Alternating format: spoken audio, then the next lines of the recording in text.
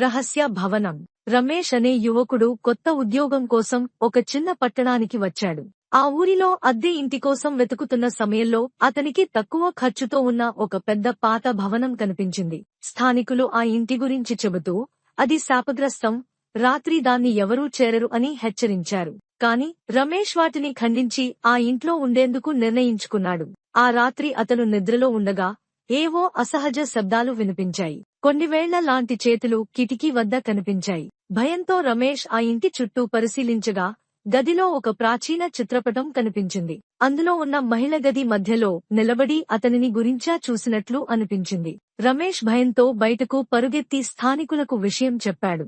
ఆ తర్వాత గ్రామ పెద్దలు వచ్చి ఆ చిత్రపటం వెనుక దాచిన పురాతన నిధిని కనుగొన్నారు. అసలు ఆ మహిళ ఆ నిధిని దొంగలు అపహరించకుండా కాపాడే ఆత్మ అని తెలిసింది. నిధిని దేవాలయానికి సమర్పించాక ఆ ఇంట్లో